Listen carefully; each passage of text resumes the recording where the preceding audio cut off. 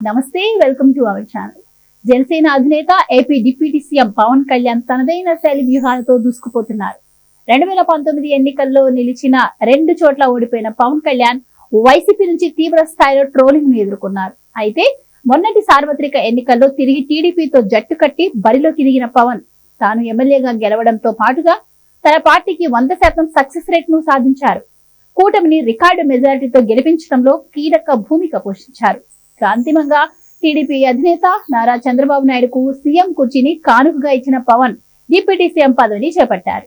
వెరసి తనను ట్రోల్ చేసిన వైసీపీకి నోట మాట రాకుండా చేసిన పవన్ వైసీపీ అధినేత జగన్ కు షాకుల మీద షాకులు ఇస్తున్నారు.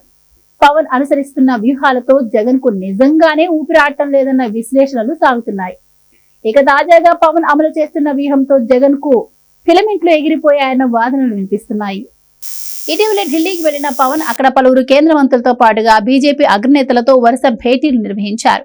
ఈ టూర్ ముఖ్య ఉద్దేశం తన సోదరుడు కొనిదెల నాగేంద్ర బాబుకు రాజ్యసభ సీటు ఇప్పించుకోవడమేనన్న వాదనలు వినిపించాయి. అయితే పవన్ టూర్ ఉద్దేశం అది కాదని తాజా పరిణామాలు చెబుతున్నాయి. ఇక నాగబాబును రాష్ట్ర మంత్రివర్గంలోకి పంపించి తాను మాత్రం జాతీయ రాజకీయాల్లోకి ఎంట్రీ ఇవ్వడమే లక్ష్యంగా పవన్ ఢిల్లీ టూర్ సాగిందని విశ్లేషకులు చెబుతున్నారు. పవన్ వ్యూహం మేరకే నాగబాబుకు రాష్ట్రంలో మంత్రి పదవి ఇస్తున్నట్లుగా ఇటీవలే సీఎం చంద్రబాబు ప్రకటించారు. పవన్ తన ప్లాన్ లో తొలి భాగం సక్సెస్ అయిందన్న భావనతో ఇప్పుడు మిగిలిన సగ భాగాన్ని అమల్లోకి తెస్తున్నట్టుగా సమాచారం. ఇక ఇందులో భాగంగా నేషనల్ పాలిటిక్స్ లోకి వెళ్లడంతో పాటుగా కేంద్ర మంత్రివర్గంలోకి అడుగుపెట్టే దిశగా ఆయన అడుగులు వేస్తున్నారని వినికిడి.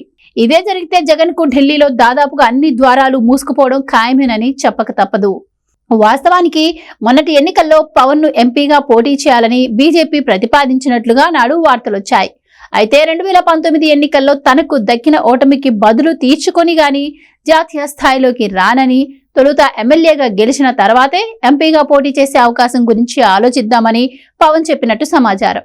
పవన్ ప్రతిపాదనను గౌరవించిన బీజేపీ పెద్దలు నాడు ఆయనను అంతగా బలవంత పెట్టలేదు. అయితే ఇటీవల చోటు చేసుకున్న పలు పరిణామాలతో పవన్ జాతీయ రాజకీయాల్లోకి వస్తే తమకు మరింతగా బలం పెరుగుతుందని బీజేపీ పెద్దలు భావిస్తున్నారు. సనాతన ధర్మంపై పవన్ చేసిన వ్యాఖ్యలు, ఆయన అనుసరించిన వ్యూహం ఒక్కసారిగా ఆయనకు దేశవ్యాప్త గుర్తింపును తెచ్చిపెట్టాయి. ఇక ఈ తరుణంలో పవన్ ను జాతీయ స్థాయిలోకి తీసుకుంటే బీజేపీకి లాభిస్తుందని ఆ పార్టీ పెద్దలు అంచనా వేస్తున్నారు. ఈ ప్లాన్ ఏ మేరకు వర్కౌట్ అవుతుందన్న దానిని పరిశీలించేందుకే మొన్నటి మహారాష్ట్ర ఎన్నికల ప్రచారానికి పవన్ పంపినట్టు సమాచారం.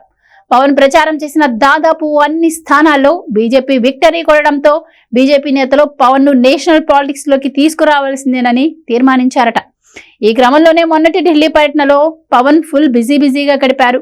జాతీయ స్థాయి రాజకీయాల్లోకి రావాలి అంటూ బీజేపీ చేసిన ప్రతిపాదనకు పవన్ దాదాపుగా ఓకే అన్నారని వినికిడి. ఈ క్రమంలోనే నాగబాబుకు రాష్ట్ర స్థాయిలో మంత్రి పదవి ఇస్తూ చంద్రబాబు ప్రకటన చేశారని తెలుస్తోంది. ఇదిలా ఉంటే కేంద్రంలో అధికారంలో ఉన్న బీజేపీతో జగన్ సఖ్యతగానే కొనసాగుతున్నారు. ప్రత్యేకించి ప్రధాని నరేంద్ర మోదీతో ఆయన ఇప్పటికీ అనుకూలంగానే సాగుతున్నారు.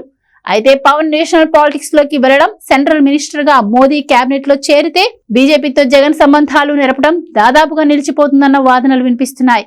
అదే సమయంలో మోదీతో జగన్ సంబంధాలు కూడా పూర్తిగా నిలిచిపోయే ప్రమాదం లేకపోలేదు.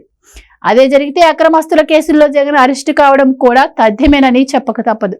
ఈ లెక్కలన్నీ వేసుకుని పవన్ జాతీయ రాజకీయ రంగ ప్రవేశంపై జగన్ తీవ్ర స్థాయిలో భయపడుతున్నారన్న వాదనలు వినిపిస్తున్నాయి.